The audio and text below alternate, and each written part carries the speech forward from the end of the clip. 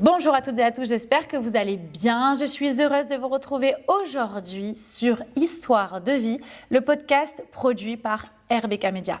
Aujourd'hui, j'ai l'honneur d'interviewer Alessandra Delemona, qui est ici présente, chorégraphe, danseuse professionnelle, et elle a été première danseuse à l'Opéra de Rome. On revient sur son parcours. Bonjour Alessandra. Bonjour Rebecca. Merci de m'accueillir dans ta salle de danse. Et merci de m'accueillir dans ton média. C'est un plaisir vraiment. Alors tu viens d'Italie, mais d'où d'Italie? Alors je viens de Rome, la ville éternelle. Et donc voilà, avec les Louvres, il y a des histoires à raconter avec et Rome. Oui, on va justement en parler. Et tu étais comment enfant? J'étais un enfant plutôt espiègle, vivace, la dernière de 4 sœurs. Vous êtes 5? Avec ma mère, 5. Avec 5. Et 4 sœurs, donc je suis la plus petite. Et comment la danse est entrée dans ta vie? Donc il faut que je reprenne un peu du début de l'histoire, dans la mesure où on était 5 femmes, ma mère étant divorcée avec 4 filles. Elle a essayé de donner l'enseignement artistique à nous, à toutes les filles, pour nous renforcer dans la vie, pour s'en sortir mieux. Et donc, 2 filles faisaient la danse classique, moi et une de mes grandes sœurs. Une faisait le piano et l'autre la gymnastique rythmique. Ce qui nous a permis de s'en sortir un peu mieux, étant des femmes seules dans la vie. Ce n'est pas toujours évident. Ben oui, j'imagine. Est-ce que tu te souviens de ton tout premier cours de danse? Oui, que je m'en souviens. T'avais quel âge? J'avais 12 ans. Donc j'étais déjà grand. Ah oui, oui, mais pourquoi? Parce qu'avant, je faisais du patinage artistique. Toujours, on était de l'artistique. Et jusqu'à ce que je voyais ma sœur danser, j'ai dit, maman, mais moi aussi, je vais faire de la danse. Et donc, on m'a amené à ce premier cours de danse qui s'est passé dans un appartement où le professeur avait aménagé une chambre où il avait fait un studio de danse. Et c'était un peu rude. Un peu rude, cette expérience, parce que je commençais l'adolescence, 12-13 ans, donc mon corps se transformait, et qu'est-ce que je ne m'aimais pas du tout. Voilà, donc c'était pas un beau souvenir celui-là. C'est pas vrai, tu t'aimais pas? Ah ben non. Mais en et fait, comment t'as fait pour, du coup, apprivoiser ton corps? Ça, c'était pas une question prévue, mais je la pose. Très bien, non, mais très bien, parce qu'en fait, oui. Les danseuses, notamment les danseuses, les danseurs, c'est pas pareil. En tant que petite fille, quand on passe d'adolescence, après, le corps se transforme. Et à cette transformation, on n'est pas préparé. Donc, le bassin s'élargit, le sein enfle, et tout d'un coup, d'un corps qui était plutôt filiforme, on se trouve pas pareil. D'accord? Donc, voilà, c'est un passage qui, surtout pour les filles, en danse classique, c'est compliqué. Et tu as été accompagnée? Non, ça s'est passé. Ça s'est passé tout seul. Tout seul. Et à quel moment tu t'es dit, ça va en devenir mon métier? Là aussi, il faut que je revienne un peu en arrière. Oui. Parce que donc, c'est une famille d'artistes, la nôtre. Donc, ma grande sœur, la plus grande, elle a épousé un monsieur qui était un impresario lyrique et de danse. C'est quoi? Il produisait des ballets et de l'opéra lyrique. D'accord. Et donc, moi, depuis que quand j'avais 14 ans, j'ai commencé à danser pour eux sur certaines productions qui faisaient le tour d'Italie. Oui, rapidement, parce que tu as commencé à 12 ans, donc tu étais douée. Et pourtant, je continuais ma scolarité.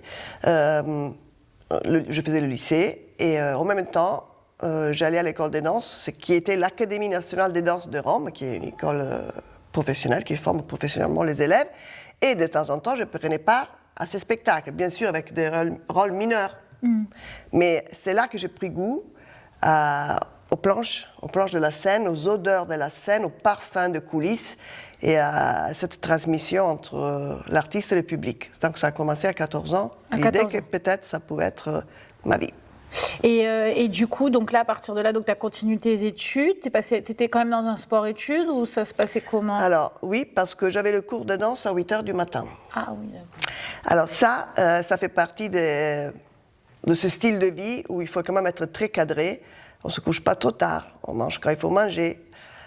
Et à 6h30, on était réveillés pour aller prendre le cours de danse qui commençait à 8h, qui finissait à 10h. Après, il y avait le répertoire en danse, la danse contemporaine, et après seulement, il y avait le lycée. Donc, tout était fait en fonction de la danse. D'accord. Et est-ce qu'il y a des moments où tu as douté, où tu as eu envie d'arrêter? Parce que j'imagine que quand on fait un sport à ce niveau-là et quand on devient du coup, que ça en devient sa propre profession, c'est-à-dire que c'est des heures et des heures et des heures de travail et on travaille avec son corps, on peut se blesser, j'imagine. Ça t'est arrivé? Eh oui. Alors, en fait, quand c'est que j'ai douté deux fois majoritairement. Une fois, c'était l'âge après l'adolescence. Parce que quand même, je suis un être humain et à 15 ans, j'allais m'amuser aussi avec les copains et les copines. Donc là, je me dis, mais quand même, il faut quand même que je me réveille tôt parce qu'il y a le cours, parce qu'il y a ci, parce qu'il y a ça. Ça, c'était quand même dur. Donc là, j'ai douté.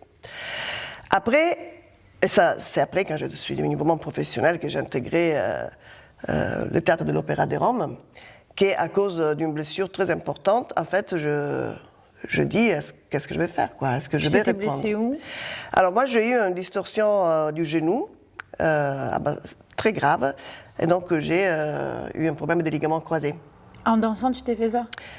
Pendant l'entraînement. C'est très rarement sur scène qu'on se fait mal, mais ça peut arriver pendant qu'on prenne le cours de se blesser pour plusieurs raisons.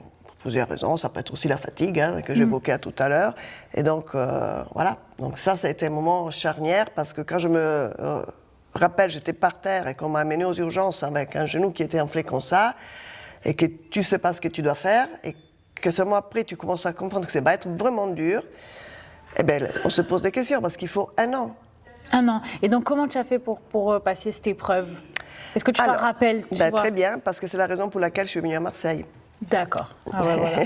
Voilà, parce qu'en fait, la directrice de l'époque du théâtre de l'Opéra de Rome, Elisabetta Terabus, dont les personnes qui connaissent la danse classique connaissent très bien cette grande et admirable dame, qui n'est plus parmi nous, malheureusement. Donc, elle était la directrice. Je me blesse et elle me dit, il faut que tu ailles à Marseille. Absolument, il faut que tu ailles à Marseille, parce qu'il y a un pôle de médecins qui soignent les danseurs. Et à l'époque, ici, il y avait la compagnie de Roland Petit, qui était une compagnie très renommée. Maintenant, on a la mémoire de cette compagnie, mais bon, c'était une très belle époque. Je me rappelle, moi, de Roland Petit. Voilà. Moi-même. Voilà. C'est quand même un des plus grands chorégraphes au niveau mondial. Bien sûr, on n'est plus parmi nous non plus. Et donc, quand je suis arrivée ici, mon mari, il s'est occupé de moi et il a dit, bon, il ne faut pas opérer. Ça, c'est encore autre chose. C'est un message que je donne aux danseuses et danseurs. Quand vous avez une blessure de genou, tournez-vous d'abord vers un médecin spécialiste qui est un médecin rééducateur parce qu'il peut prendre la chose en charge de plusieurs façons. Et après, arriver éventuellement à la chirurgie. Donc, je n'ai pas été opérée. Donc, tu avais quel âge là quand tu t'es blessée? La blessure est arrivée quand j'avais à peu près 27 ans parce que c'est là où j'ai connu mon mari. Donc, j'étais au sommet de ma carrière, si je peux le dire comme ça, parce que là, j'avais compris beaucoup de choses, donc j'ai dansé en ayant compris des choses. Ça veut dire quoi, danser en ayant compris des choses? Ça veut dire qu'on peut établir un lien entre la salle, le public, le sublime et le divin. Tout devient plus simple parce que ça s'appuie sur une technique qui est solide et que la transmission s'est fait beaucoup plus facilement. Je ne sais pas si j'ai été claire. Oui. Mais donc, à ce moment-là, j'étais bien. Quand j'ai dansé, c'était une sorte de transcendance. Et c'est ça que tout danseuse et danseur cherche, à transcendre soi-même pour pouvoir transmettre quelque chose. Et c'est à ce moment-là qu'il m'arrive cet accident. Donc, voilà. Et c'est là que j'ai douté. Et donc, du coup, tu avais rencontré ton mari, donc tu es arrivée à Marseille pour justement te faire soigner. Oui. Et donc, au début, je devais me faire opérer. Finalement, la personne qui devait m'opérer appelle mon mari en lui disant cette danseuse a les jambes hyper étendues, qui est une qualité pour une danseuse classique. Si on va l'opérer, elle va perdre cette qualité. Mon mari m'a regardé, il m'a touché un peu de partout. Il était médecin? Médecin, rééducateur. Ton mari, il est médecin? Elle n'a pas choisi pour elle, le mari. Et donc, je dis, mais il me touche un peu de partout, et ça me fait bizarre. En fait, il testait ma musculature parce que pour... c'est comme ça que tu as rencontré ton mari, du coup? Ah, mais j'avais mal suivi. Tu l'as rencontré parce qu'il te... Oui, parce que pour éduquer un genou, Il fallait qu'ils sachent où j'en étais au niveau de mes muscles. D'accord. Donc, bon, c'est comme ça que j'ai fait une très puissante rééducation. Ah bah tu m'étonnes là avec toi. Et qu'après, je suis repartie à l'Opéra de Rome et que j'ai continué à danser. D'accord. Et à quel âge tu as été première danseuse à l'Opéra de... Mais j'étais déjà première danseuse quand j'ai eu cette blessure. Oui. Donc, à 25 ans, j'ai commencé à interpréter les rôles Alors principaux. justement, comment, je ne sais pas comment ça se passe dans ce milieu-là, mais quand tu as été désignée première danseuse, En fait, voilà, ça se passe... il y a un concours Non, il n'y a pas de concours. Ce n'est pas comme à Paris, il n'y a pas de concours. Vous êtes choisi pour plusieurs rôles à fur et à mesure. Donc, chaque fois, tu vas faire ce rôle, tu vas faire ce rôle, tu vas faire ce rôle, jusqu'au jour où on te dit, voilà, tu es première danseuse. Voilà, ça se passe comme ça. Qu'est-ce que tu as ressenti là? C'est une grande satisfaction. C'est une grande satisfaction. C'est très important, c'est impressionnant. Ça nourrit pour beaucoup de temps après. Voilà, ça m'a nourri. Voilà. Après, voilà, j'estime qu'après l'accident, j'aurais pris bien, très bien. Mais après, il y a eu d'autres choses. Et donc là, on s'est dit, peut-être c'est le moment d'arrêter si je ne peux plus le faire comme avant, ce que je faisais. Et donc, tu as arrêté, tu as des enfants, tu as un fils, je sais? J'ai un enfant, mais qui est né après. Un fils? Oui, donc oui, Flavio. Et... Coucou Flavio. Mais donc, ça n'a pas été un problème parce qu'il est venu après. Oui. Et même, il faut un tout petit peu dire que ce n'est pas un problème d'avoir des enfants quand on fait du sport, quand on fait une carrière artistique comme la danse classique. Pas du tout. Moi, je connais des collègues qui ont eu 4 enfants et aucun problème, aucun problème. C'est juste qu'il faut savoir comment faire. Et donc justement, comment tu as passé une année très dure, puisque tu as dû te faire quand même beaucoup de rééducation. Bon, ok, on draguait un petit peu pendant la rééducation, j'imagine, mais on va quand même pas aller la faire. Donc comment mentalement tu n'as pas lâché? Oui, c'est justement là que j'ai douté et j'avoue que chaque soir, quand je me couchais, je pleurais. Il ne faut pas penser que c'est tout rose, tout bon, tout beau. Et je me suis mis un peu de côté de moi-même. Je me suis regardée en me mettant en arrière, la fameuse résilience. Je me suis mis un peu en arrière. J'ai laissé le temps passer. Et petit à petit, j'ai essayé de remonter la pente, mais toujours restant un peu en arrière, en attendant que ça se passe. Donc c'est ça qui m'a permis de surmonter cet obstacle, avec l'aide aussi de mon mari, bien sûr, et de mon entourage, de ma famille, parce que c'était... Ça fait du mal, pas qu'à moi, à toutes les personnes qui m'ont connue et qui se sont dit, mais elle ne va pas arrêter quand même, elle est au summum, c'est maintenant qu'elle danse le mieux. C'est ça qui était... c'est très perturbant, ça c'est très perturbant, parce que il faut assumer, quoi, derrière, il faut assumer. Voilà, mais j'étais bien entourée, je peux dire que j'étais bien entourée, et ça m'a aidée. C'est quoi pour toi alors la résilience? Cœur de RBK Media. Question que je pose à toutes les personnes. Voilà. Donc la résilience, ma définition, c'est résister. Résister en se mettant un peu en recul, mais résister pour petit à petit remonter la pente, toujours en résistant, ne se faisant pas envahir parce qu'on a déjà subi. Et ça, on ne le fait pas un jour, ça se travaille, ça se construit, parfois en se faisant aider par des professionnels dont c'est leur travail. Hein. Mais je dis que la résilience, pour être un sujet qui concerne pas que les sportifs, tout le monde. Qui concerne tout le monde. Et je pense que s'il y avait plus de résilience, il y aurait peut-être moins de guerres dans le monde aussi. Ça, il faut quand même... je suis entièrement d'accord avec Voilà. Donc, il faut être plus fort pour se mettre de côté, observer, réfléchir et remonter la pente petit à petit. Il faut du temps. Il faut accepter que ça prenne du temps. C'est peut-être ça, dans les temps d'aujourd'hui, on va très vite. Il faut tout faire vite. Il faut faire vite les vidéos, il faut faire vite, il faut poster vite. Non, mais là, c'était juste un petit clin d'œil. Donc, je pense que de prendre le temps pour soi, pour se reconstruire, physiquement, psychologiquement, c'est la résilience. Et qu'est-ce que tu ressentais quand tu montais sur scène? C'est la folie. C'est la folie, c'est complètement fou, c'est une transcendance. On se connaît très bien soi-même, parce que pour y aller, il faut se connaître bien soi-même. Mais juste avant de rentrer, on ne se reconnaît pas trop. Hein. On se dit, qui c'est cette folle qui ose aller sur scène, défier le public, sachant qu'elle peut se tromper. Donc il faut être bien costaud, surtout il faut avoir une technique sur laquelle reposer cette assurance. Mais chaque fois, un pur bonheur avec un peu de trac. Et tu as toujours eu une hygiène de vie nickel, j'imagine? Oui, après l'adolescence. Oui, après, ça t'a fait un peu la folie, après tu t'es recadré. Donc ensuite, tu es quand même chorégraphe, professeur de danse. Comment tu imagines un spectacle, une chorégraphie? Qu'est-ce qui t'inspire? Comment tu nourris ta créativité? Souvent, ce qui m'inspire dans les chorégraphies, ce sont les images, les sculptures, les histoires fantastiques et les histoires de femmes. Figure-toi donc Rebecca, qui est une des choses que j'ai réalisées et que j'aimais le plus faire, c'est Carmen. Le ballet Carmen, parce que Carmen, c'est complètement une histoire d'une femme qui subit un féminicide, on peut dire ça.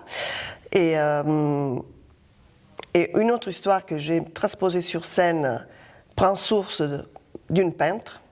Donc, j'ai beaucoup travaillé ces peintures pour voir les clairs-obscurs, pour voir la posture des personnages. C'est Artemisia Gentileschi, qui était une Italienne, était une caravagiste, c'est-à-dire qu'elle peignait à la façon du Caravage. Mais je veux dire qu'elle peignait à sa façon, je préfère le dire comme ça.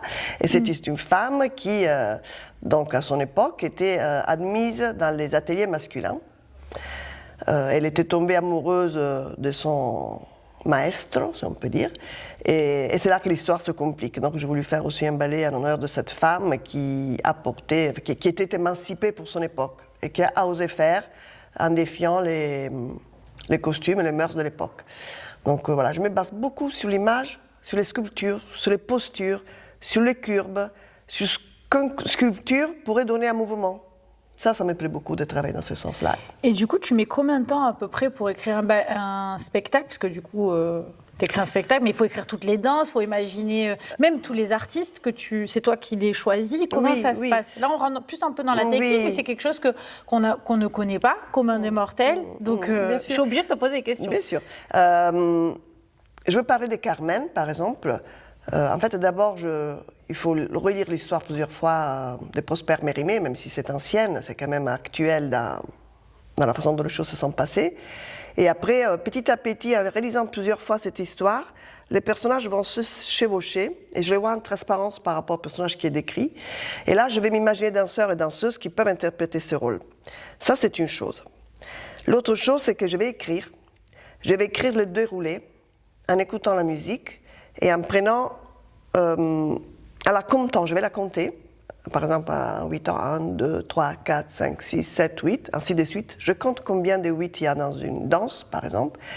Et là, je vais développer ma chorégraphie au sein de cette musique, avec un espace de liberté, parce que pour faire passer certaines émotions, il faut un moment qu'il y ait un espace de liberté qui ne soit pas forcément écrit sur une feuille.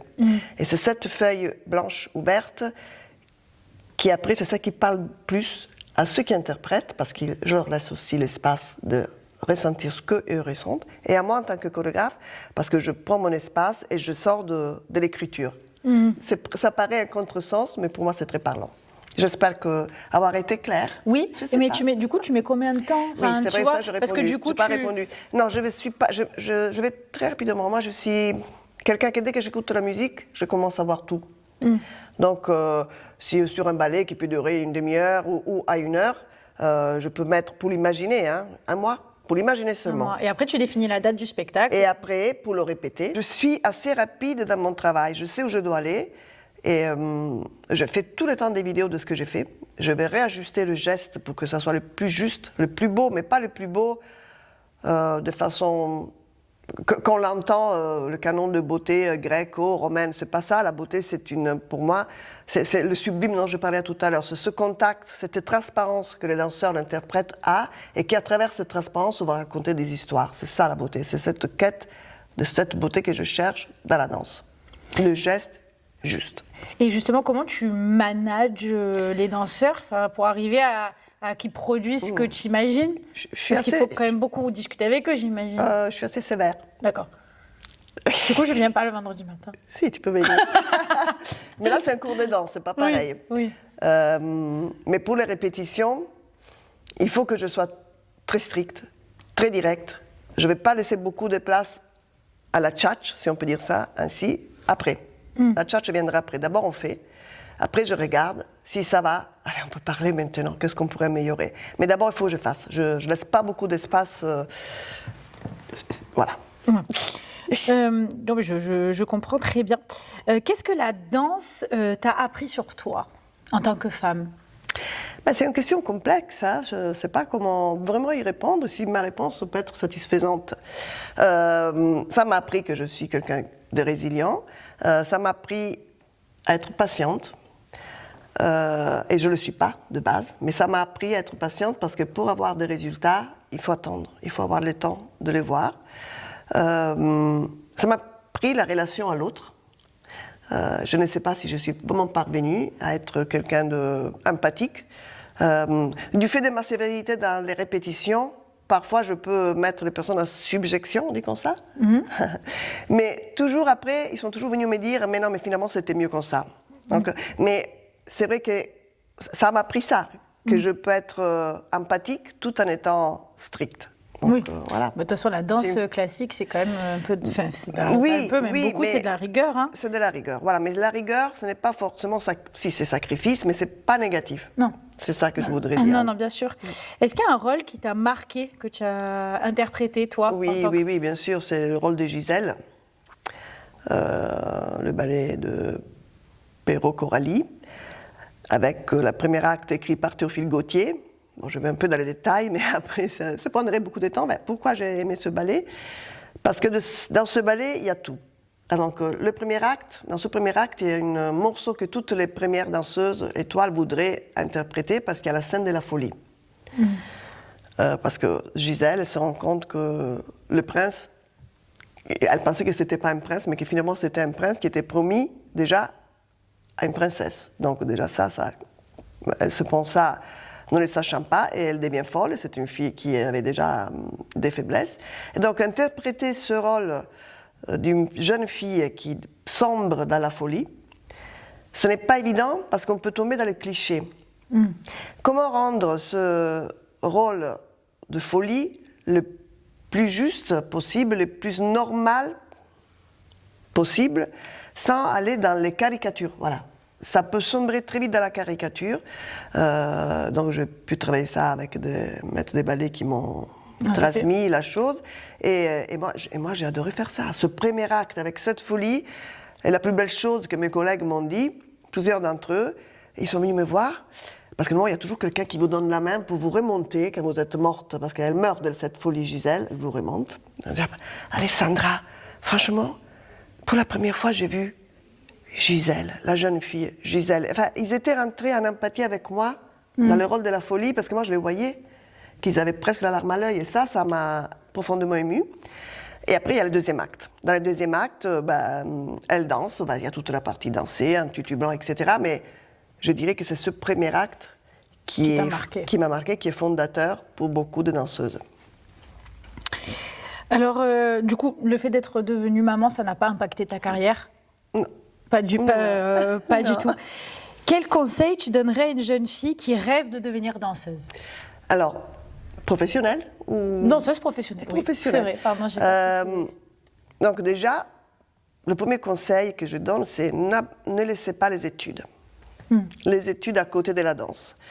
Parce que les danseuses et les danseurs, ce sont des créatures qui sont un peu hors du commun.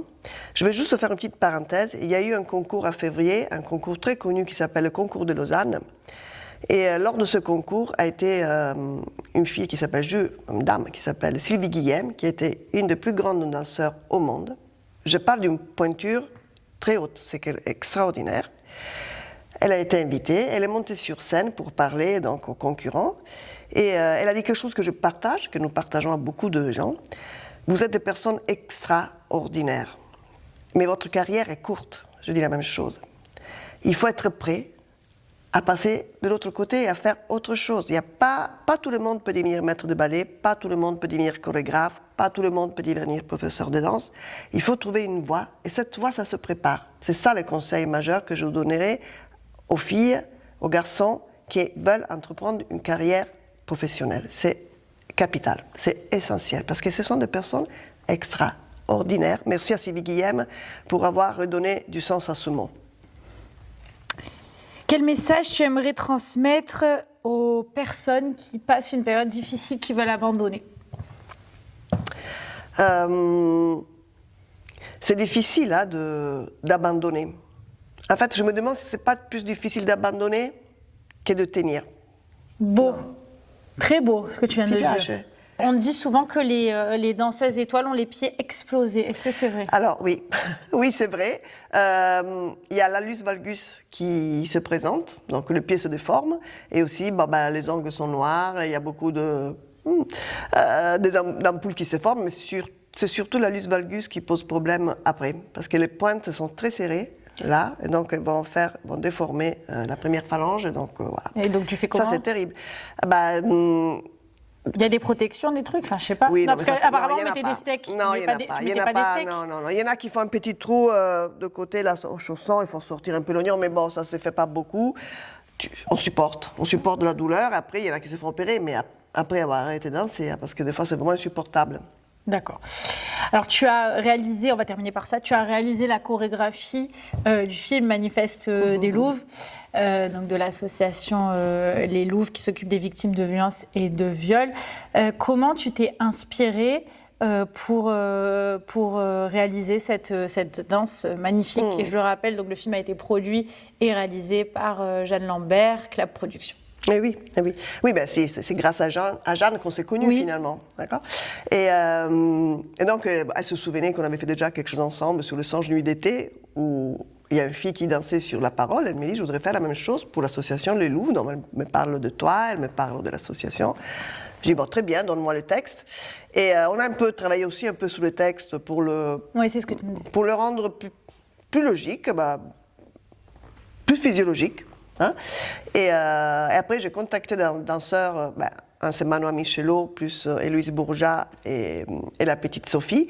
Et j'ai contacté ces 3 personnes avec lesquelles je me sentais bien. Parce qu'il faut se sentir bien. Oui, c'est ça, c'est pour ça. Voilà, il faut se sentir bien. Il faut que, quand je fais un geste, la personne puisse le traduire comme je le veux, mais aussi comme elle le ressent. Donc, petit à petit, en suivant les mots, parce que finalement, dans ces mots, il y avait beaucoup de choses qui étaient dites, comment les faire sortir du corps, ça c'est mon affaire, et ça j'adore.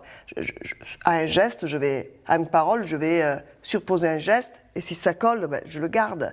Après, je demandais un travail du visage, de la respiration important, parce que je savais qu'il allait y avoir des premiers plans, des plans rapprochés, donc il fallait quand même...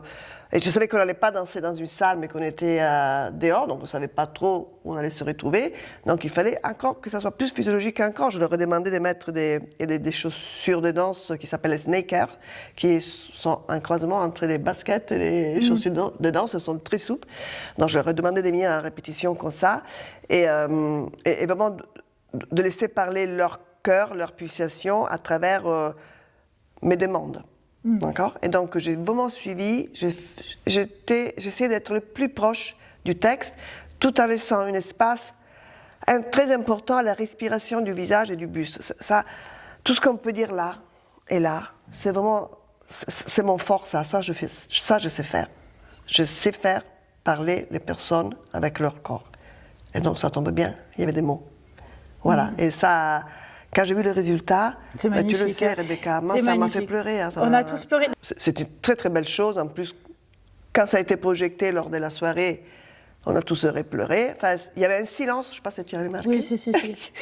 Parce que je dis, écoute, on est quand même dans une ambiance qui est festive, les gens sont assis à table, il y avait le bruit de fourchettes, le bruit des verres, à un certain moment, silence. On a été captés par cette vidéo, le montage super bien fait, bien sûr. parce que ça c'est très important, parce que comment ils allaient rendre la chose, je ne savais pas non plus. Et ce blanc, sur le blanc, c'est un choix. Hein, donc quand je suis comment c'était. Et en général, moi j'adore le blanc et le couleur chair. Okay. Quand je fais mes chorégraphies, quand elles sont un peu plus proches du contemporain comme celle-là, j'aime bien travailler avec les corps, donc montrer les corps tels qu'ils sont, chacun est comme il est, avec juste un corps couleur chair, ou là c'était du blanc. Et avec cette image de Marseille terrienne, avec couleur de la pierre, je trouve que ça, c'était magnifique. Bon, en tout cas, moi je me suis régalée, les danseuses et danseurs aussi. Non mais l'association quand même... vous remercie beaucoup pour... Non, mais voilà, il faut remercier les danseurs qui se sont engagés, c'est pas mal, hein, c'est ce qu'ils ont fait. Hein. C'était magnifique. Et voilà, donc moi j'ai pris un plaisir énorme, surtout parce que je sentais que ça servait à quelque chose. pas facile de mettre sur ces mots-là des mouvements sans être dans la violence, parce qu'on l'a ressenti, mais elle n'était pas agressive, cette violence. Non. Il fallait rester dans l'amour. Et après, il fallait qu'on voie ces 3 personnes qui regardent pour me dire, mais nous, on est là, on est vivants, et on va continuer à se battre, en résistant, en se mettant de côté, mais en continuant de monter. La résilience. Merci beaucoup, Alessandra, pour cette interview. Est-ce que tu veux ajouter quelque chose avant qu'on termine? Quelque chose que tu voudrais dire particulièrement, toi, en tant que chorégraphe, danseuse? Moi, je dis, dans la vie, il faut continuer à se faire plaisir, s'écouter tout en réfléchissant, continuer de se cultiver, continuer d'ouvrir les yeux et les oreilles à ce qui se passe dans le monde et s'améliorer, continuer à être meilleur, chercher à faire un cheminement pour être meilleur. Ce n'est pas toujours évident, ce n'est pas que physique, l'être meilleur, c'est surtout là-dedans, comment y arriver, comment y parvenir. Je reviens sur la soirée des Louvres parce que moi je ne m'attendais pas que ça se passe de cette façon et j'ai trouvé que tout d'un coup, je regardais les gens autour de moi et j'ai vu qu'ils se sentaient meilleurs, qu'ils se sont sentis partie prise d'un projet. Donc c'est ça peut-être l'appel que je vais faire, continuer à être présente dans les projets, à soutenir. Et moi je me regarde toujours dans la danse, donc j'invite Rebecca à ouvrir les yeux, les oreilles, le cœur et à être toujours sensible à l'artistique. Parce que c'est par ça qu'on peut se reconstruire, mais on peut aussi faire passer des messages d'une façon beaucoup plus simple, mais directe, très directe et claire. Et vive les femmes, permettez-moi de me le dire. Voilà. Oui, mais parce que ça, c'est une chose dont on n'a pas parlé, mais l'ambiance artistique, ce n'est pas toujours facile pour les femmes. Et ça, oui, voilà. Oui, parce que justement, les règles, tout le truc... Mais déjà, physiquement, on est moins chanceuse que les garçons. Les garçons, quand ils ont leur puberté, ils ne changent pas vraiment. Hein, donc, c'est plus facile. Une fille, elle change. Moi, j'ai eu des filles qui avaient 14 ans l'année dernière. Cette année, je les ai revues. Il y en a qui ont changé. Ça m'a touchée parce que pour la danse classique... Il y a des critères. Et il y a des critères. Voilà. Il faut respecter ces critères. Tout à fait. Voilà. Merci beaucoup. Merci à vous.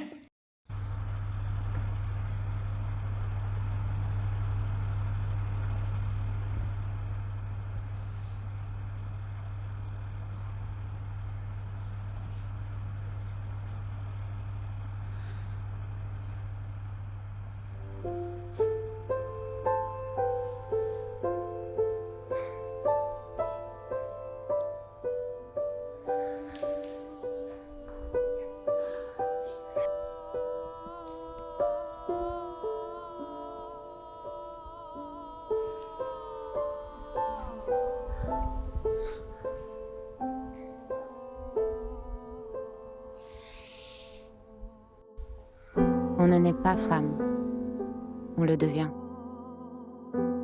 Et souvent on devient femme dans la douleur, parce qu'on nous apprend à nous taire, à ne pas déranger, à éviter les coups, à sourire quand ça saigne. Un homme ne pleure pas, ne subit pas, ne peut pas être victime. Je suis cette femme que tu croises sans voir, celle qui sourit trop vite, parle trop peu, marche trop vite. J'ai appris à me taire si fort que ma voix a disparu. Mais le silence aussi finit par crier. Vous nous avez voulu faibles, alors vous nous avez tenus à genoux. Mais vous avez oublié qu'on peut se relever. Et debout, nous sommes dangereuses. Et debout, nous sommes nombreux. Hommes, femmes, nous refusons que la violence dicte nos vies. Le plus grand danger, ce n'est pas qu'elles crient trop, c'est qu'on les ait trop longtemps empêchées de parler. C'est qu'on les ait trop longtemps forcées à se taire. À toutes celles qu'on appelle folles, fragiles, hystériques, parce qu'elles refusent le silence. Vous êtes le cœur battant du monde. À tous ceux qu'on traite de faibles parce qu'ils osent dire qu'ils ont été frappés, humiliés, violés, vous n'êtes pas seuls. Je ne t'ai pas vu ce jour-là, mais je te crois. Une femme sur 3 sera battue ou violée dans sa vie. Un homme sur 6 subira des violences physiques ou sexuelles dans sa vie. Nous sommes des millions, nous nous levons.